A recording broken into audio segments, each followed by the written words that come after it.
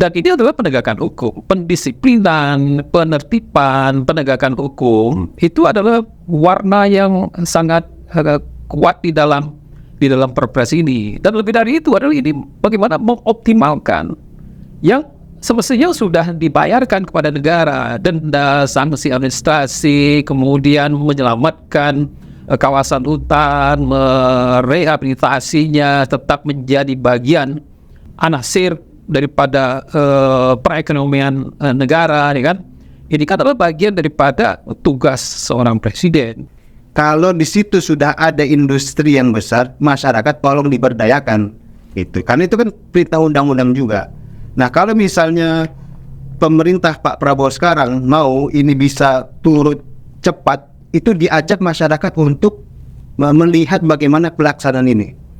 Karena selama ini prakteknya masyarakat plasma itu ditaruh di ujung dalam perizinan.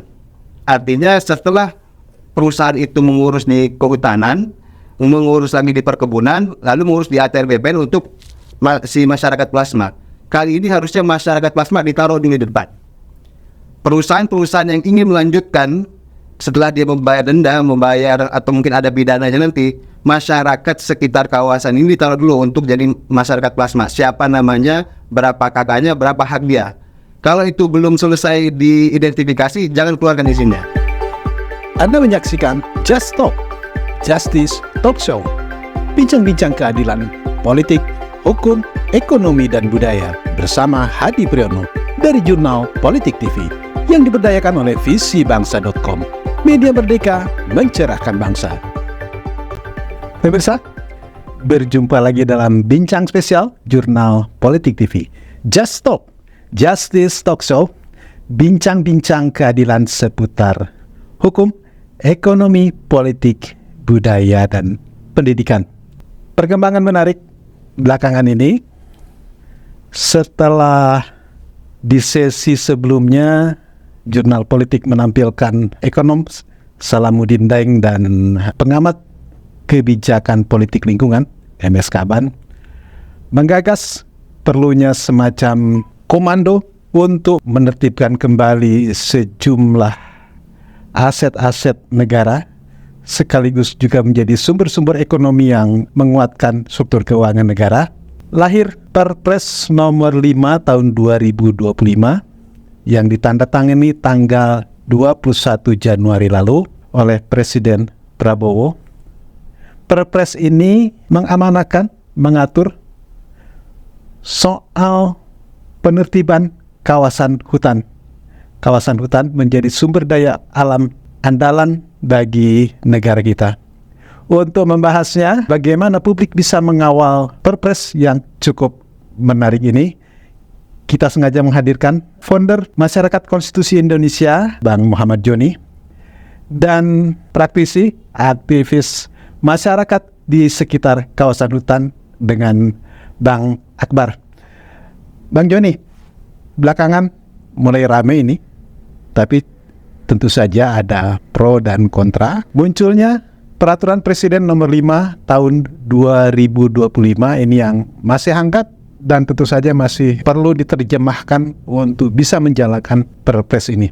Intinya adalah Presiden ingin membentuk semacam satgas untuk penertiban di kawasan hutan.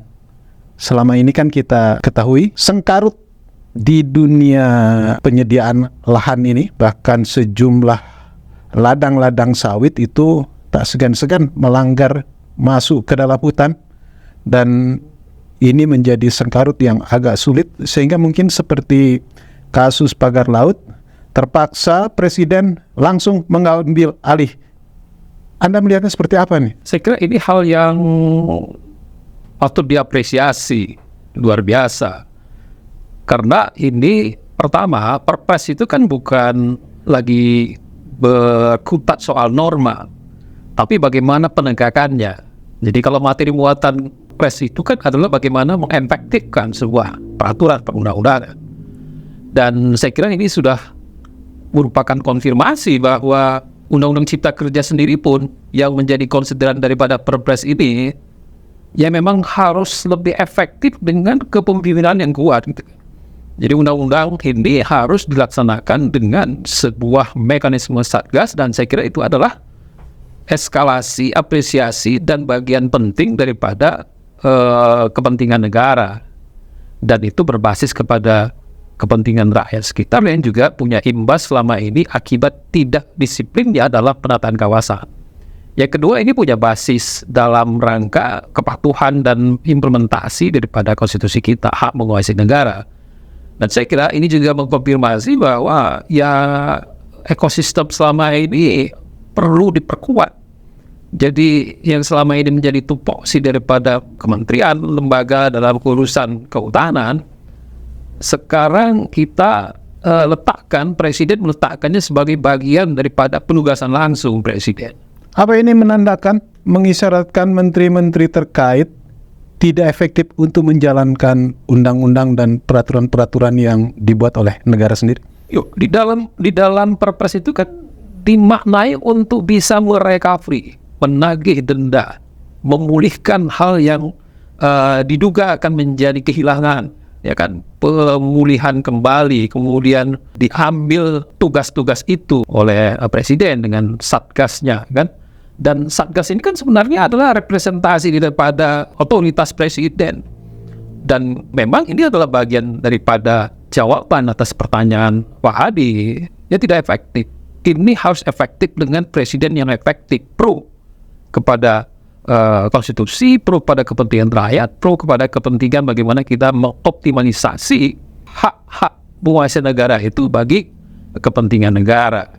Dan di situ tarikan napas kepentingan masyarakat sekitarnya, masyarakat sekitar hutan kita, masyarakat adat, wilayah, dan lain-lain. Dan itu saya kira adalah bagian yang inline, satu kesatuan dengan apa yang dipikirkan oleh Pak Presiden. Kita dukung, dan ini adalah bagian daripada enforcement. Ini ada soal sebenarnya soal itu, karena normanya tetap sama, kan? Ada sebagian publik mengkritisi juga ini langkah-langkah yang berbau-bau tentara, berbau-bau militer. Menurut Anda, apakah sudah segawat itu sehingga Presiden harus menurunkan kekuatan yang baunya bau militer? Anda tanggapi seperti apa? Kalau saya melihat ini adalah bagian daripada penegakan hukum.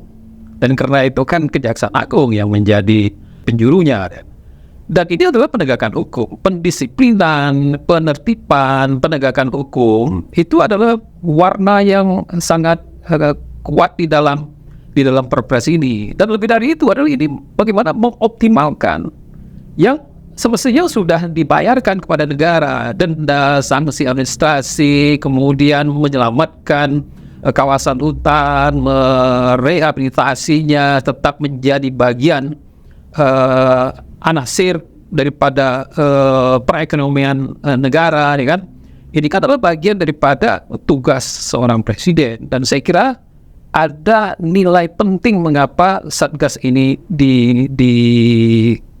dikeluarkan, kemudian dibuat menjadi satu kesatuan. Itu adalah bagaimana kita berkolaborasi untuk melaksanakan visi Presiden, mensejahterakan rakyat Indonesia dengan sumber dayanya sendiri, dan itu adalah bagian yang memang mesti dilakukan.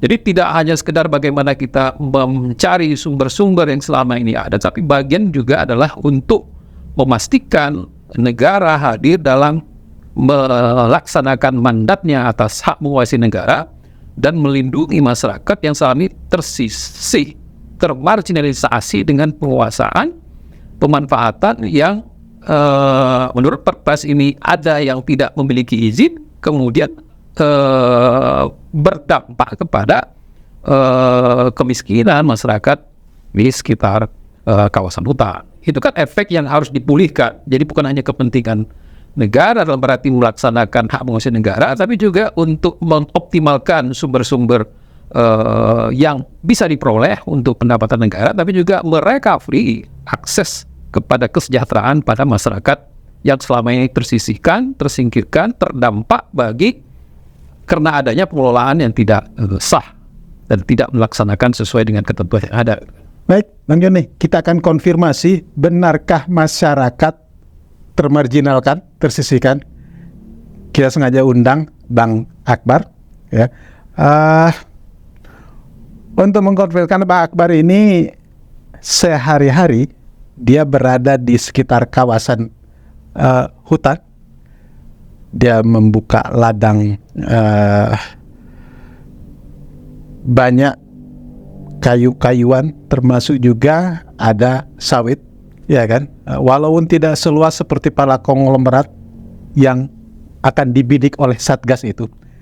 Pak Akbar, menurut Anda benar nggak sebenarnya ini kan hutan menjadi sumber daya ekonomi yang luar biasa, tapi masyarakat kawasan sekitar hutan itu justru termarginalkan seperti yang disampaikan oleh Bang Joni. Yang Anda lihat di lapangan seperti apa nih? Sebelum ke hutan, ini kan sebenarnya tentang penertiban kawasan hutan. Jadi masyarakat sekitar kawasan, kawasan hutan yang status kawasan di hutan, tapi pemanfaatannya di existing sekarang perkebunan. Ada hutan, tapi isinya sebenarnya kebun, gitu. Hutan, tapi komoditinya bukan komoditi hutan. Oke. Kata presiden adalah pohon, tetap pohon, sawit adalah pohon. Iya. Tapi bukan itu masalahnya. Kalau terkait dengan Perpres ini hal yang memang sangat ditunggu oleh masyarakat. Karena ini kan hal yang sudah diupayakan oleh beragam pemerintah sebelumnya. Jadi masalah keterlanjuran itu sudah ada undang-undangnya ataupun PP-nya sudah ada. Maksud Anda terlanjur seperti apa? Terlanjur menanam di kawasan hutan, terlanjur kayunya sudah diambil. Tetapi tidak ada tindakan penegakan hukumnya. Padahal masuk hutan juga soal ya. Masuk hutan soal. Jadi kalau dilihat, ini kan sudah semangat pemerintah yang mungkin mempertajam pemerintah sebelumnya. Karena ini yang menjadi ketuanya langsung Menhan. Ya kan. Nah, masyarakat sekitar hutan atau masyarakat sekitar kawasan menunggu ini seberapa tajam, ya kan, untuk menyelesaikan masalah ini. Karena selama ini selalu berlarut-larut. Kayak misalnya waktu itu Kehutanan sudah mempublikasi bahwa ada 890 sekian subjek hukum yang mendaftar untuk dilakukan bukan pemutihan, denda administratif. Tetapi karena pelanggaran itu ya? Karena pelanggaran, itu pun dipaksa mungkin. Sampai hari ini baru 35 subjek hukum yang dipublikasi sudah selesai. Berarti sisanya bagaimana? Masih bandel ya? Masih. Mungkin. Nah, kaitannya sama masyarakat sekitar kawasan adalah karena di dalam usaha perkebunan itu melekat hak masyarakat 20% untuk mengelola kawasan perkebunan. Apakah itu nanti sifatnya menginduk kepada perusahaan inti atau dia mengelola pribadi. Yang penting begini, bagi masyarakat sekitar kawasan perkebunan, kalau di situ sudah ada industri yang besar, masyarakat tolong diberdayakan.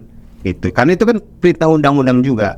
Nah, kalau misalnya pemerintah Pak Prabowo sekarang mau ini bisa turut cepat, itu diajak masyarakat untuk melihat bagaimana pelaksanaan ini. Karena selama ini prakteknya masyarakat plasma itu ditaruh di ujung dalam perizinan.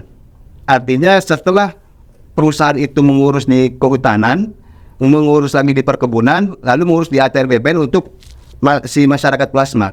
Kali ini harusnya masyarakat plasma ditaruh di depan. Perusahaan-perusahaan yang ingin melanjutkan setelah dia membayar denda, atau mungkin ada pidananya nanti, masyarakat sekitar kawasan ini ditaruh dulu untuk jadi masyarakat plasma. Siapa namanya, berapa kakaknya, berapa hak dia. Kalau itu belum selesai diidentifikasi, jangan keluarkan izinnya. Jadi biar tidak bergejolak. Karena selama ini yang di sekitar kawasan bergejolak, ada hak plasma tapi tidak jelas siapa itu di dalamnya. Baru masyarakat tahu. Bukan masyarakat sekitar kawasan perkebunan itu juga ya? Ya mungkin nanti ada titipan-titipan atau nanti dibikin koperasi fiktif, ya kan, hanya sebagai lembaga kemitraan di atas kertas saja sebagai prasyarat. Nah, kali ini harus masyarakat taruh di depan. Masyarakat pelototin, ada nggak nama dia? Kakak, ada berapa kakak di sekitar kawasan? Itu harus terdaftar. Baru nanti saat pengukuhan kawasan dilepaskan. Jangan masyarakat taruh di belakang. Ini kali ini masyarakat harus taruh di depan. Mungkin itu keluh kesahnya masyarakat. Itu yang terjadi di lapangan ya, harapan-harapan masyarakat di sekitar kawasan. Yang sedang berjalan sekarang ini misalnya gitu, Anda melihatnya seperti apa? Apakah memang masyarakat sama sekali, kalau Anda kan tadi menyampaikan ada koperasi fiktif apa segala macam. Nah, yang dimaksud dari Satgas ini kan ingin menertibkan ini. Betul, betul. Ya kan? Ingin menertibkan. Bagi yang melanggar ada sanksi administrasinya, denda, kalau menyangkut pidana ada pidananya. Tetapi negara ingin kembali mengambil. Ya kan? Betul. Nah, dalam kaitan mengambil kembali ini, apakah yang Anda maksudkan untuk melibatkan masyarakat itu yang diambil dikuasai negara ini kemudian dikelola masyarakat begitu maksudnya? Enggak. Masyarakat Enggak seperti itu. memang tidak bisa dibiarkan sendiri mengelola. Harus ada yang memang profesional mengelolanya. Tetapi di sini masyarakat jangan dibiarkan hanya menonton, diikut sertakan secara aktif. Jadi kan gini, kalau misalnya nanti di dalam pasal ini kan ada bunyinya dikuasai oleh negara kembali, ya kan? Misalnya ada satu perusahaan, dia terindikasi melanggar administrasi dan ada pidananya. Dia masuk nih di dalam proses peradilan. Tetapi kan pohon sawit ini kan nggak bisa kita suruh berhenti berbuah. Nah, ketika dalam proses penyelesaian masalah, ini yang mengelola perputaran uang dari sawit yang terus tumbuh ini siapa? Karena toh proses hukum juga tidak sebentar ya. Tidak sebentar, ya kan? Nah, terus dari proses itu masyarakat harus diikut sertakan, aktif. Tuh. Karena begini, yang menjadi trigger ini bisa jadi masalah. Karena dalam Undang-Undang Cipta Kerja di situ disebutkan siapa yang memegang HGU perkebunan sekali dia diterbitkan 90 tahun untuk dia. Nah, kalau masyarakat ini tidak diikut sertakan 90 tahun, berapa generasi hanya menjadi penonton bagi korporasi besar untuk mengelola kekayaan alam Indonesia. Nah, itu titik triggernya ya. Bang Joni, mungkin nggak berdasarkan pasal-pasal yang ada di Perpres 5 tahun 2025 ini memasukkan seperti pikiran-pikiran yang disampaikan oleh Bang Akbar ini? Ya, di situ kan ada yang namanya partisipasi dari sisi konsep penyelenggaraan penata usahaannya, tata kelolanya. Yang kedua itu kan prinsip dasar di dalam pengelolaan sumber daya alam dan energi kita. Kan ada hak masyarakat, baik itu lokal maupun masyarakat adat maupun yang berhampiran dengan kawasan, itu kan punya hak secara ekosistemnya. Dan itu terkonfirmasi juga dengan presiden kita ketika kita mau melakukan reforma agraria, akan ada akses reform. Akses yang diberikan kepada bagaimana pemberdayaan ekonominya, bukan cuma diakses kepada haknya, tapi bagaimana dia sejahtera dengan kawasan yang ada yang mau ditata kelola. Jadi hemat saya, Perpres ini harus satu tarikan napas dengan pemberdayaan ekonomi masyarakat sekitar. Dia tidak lagi menjadi termarginalisir, menjadi tidak pasti, bahkan mungkin mengalami kriminalisasi, dan juga harus ada kesejahteraan rakyat yang berubah. Bukan cuma akumulasi denda administratif, bukan cuma penegakan hukum, tetapi ada tingkat kesejahteraan ekonomi masyarakat sana dengan partisipasi dari hulu ke hilir, dengan penyertaannya ke dalam pengelolaan dan pemanfaatan, dan juga itu adalah bagian daripada tugas negara untuk mengentaskan mereka dari penertiban selama ini. Penertiban kawasan lewat Satgas, lewat yang dilakukan oleh Satgas ini harus sampai pada perubahan ekonomi masyarakat sekitar begitu? Oh iya loh, jadi Satgas ini kan bukan cuma ingin merecovery atau enforcement dan kepatuhan, tetapi harus ada ekosistem yang bisa bergerak untuk sampai kepada penggunaan dan pemanfaatan sumber daya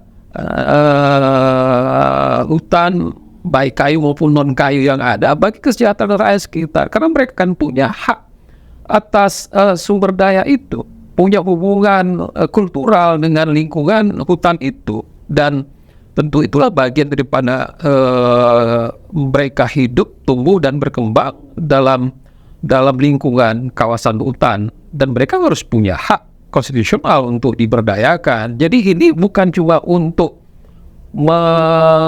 meningkatkan fiskal pemerintah, tapi juga kesejahteraan rakyat itu sendiri. Dan tata kelola itu ya nanti harus dirumuskan juga sebagai satu kesatuan dari tugas Satgas, agar ini, ya kan logikanya begini, Satgas ini kan dibentuk karena ada sumbatan di dalam penegakan hukumnya dan kepatuhan hukumnya. Inilah yang harus menjadikan terobosan.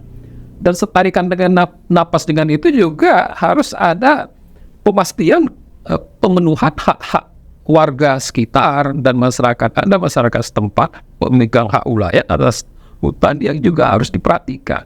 Aspek ini yang harus dimasukkan.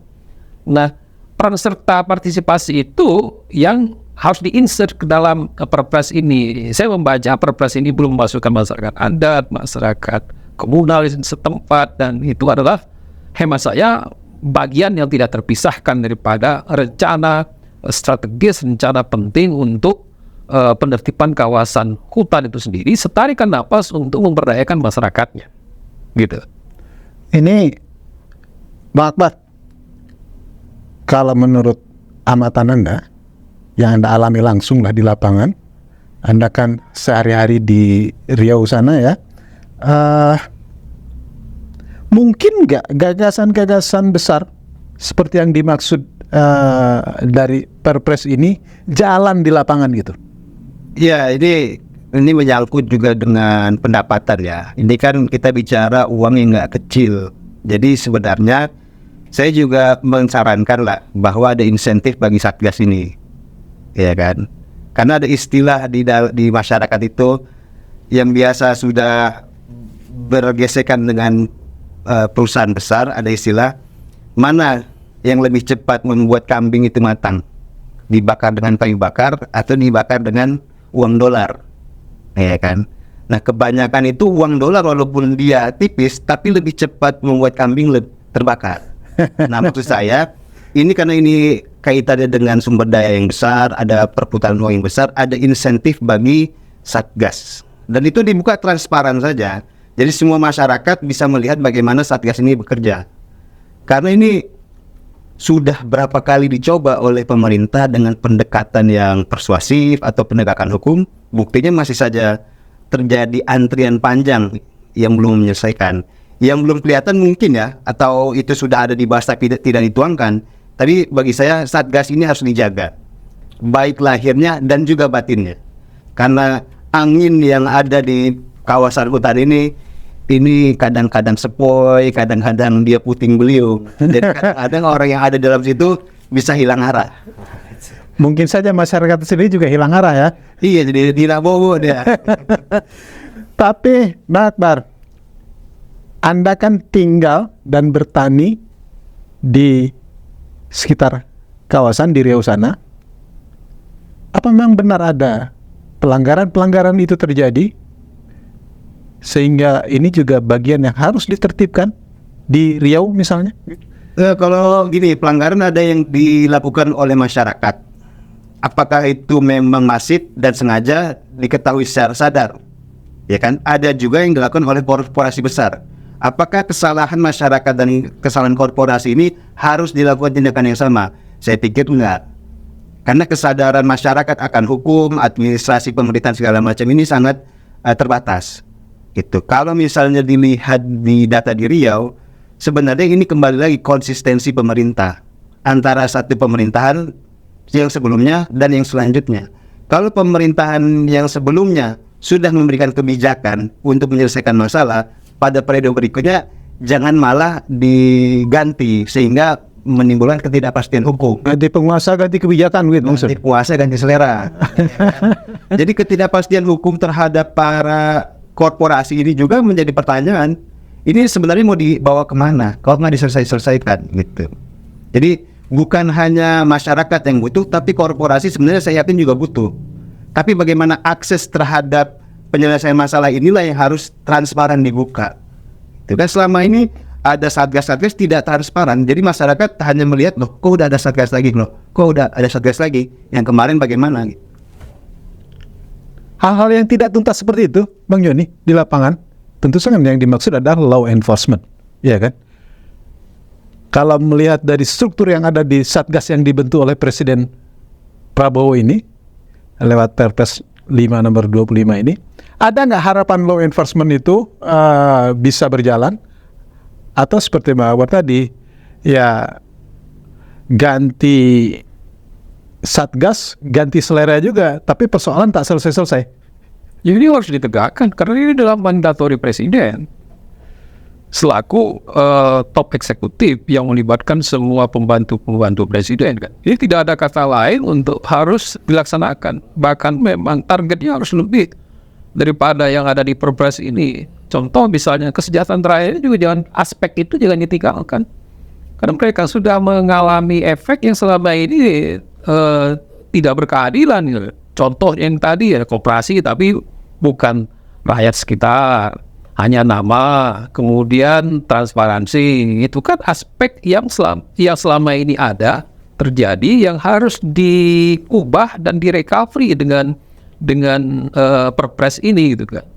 Dan saya kira karena ini adalah bagian daripada kebijakan presiden di awal-awal masa kepemimpinan Presiden Prabowo, saya pikir itu soal yang serius. Dan visinya kan cuma visi presiden. Ini membuktikan justru dengan undang-undang cipta kerja yang ada pun tidak selesai juga masalahnya. Harus kepemimpinan yang kuat untuk menyelesaikan masalah penertiban di kawasan hutan ini. Yang hebat saya bukan masalah yang ordinari. Karena masuk ke dalam hutan, mengambil hasil hutan tanpa izin yang ada, itu bunyi sebagai objek daripada Perpres ini. Hemat saya kalau dibawa ke kacamata hukum itu kan extraordinary crimes kalau itu dianalisis secara hukum. Dan dengan demikian maka ini tidak ada kata lain, harus bisa ditegakkan. Saya setuju tadi akuntabilitasnya harus jelas, kemudian transparan sehingga dalam jangka waktu timeline tertentu hasilnya jelas, konkret, perubahan yang terjadi itu nyata. Dan di sini 6 bulan sekali harus dilaporkan kepada presiden. Kalau hemat saya 3 bulan sekali. Karena perkembangan ini harus cepat. Dan kebutuhan kita untuk mendapatkan recovery dari penertiban kawasan hutan ini, baik kepada pendapatan negara, fiskal maupun juga kesejahteraan rakyatnya, harus cepat terlihat perbedaannya itu before afternya. Dan kita harus dukung itu. Masyarakat, swasta dan juga masyarakat adat, masyarakat kawasan, masyarakat hukum adat dan lain-lain itu harus menjadi bagian daripada agenda ini.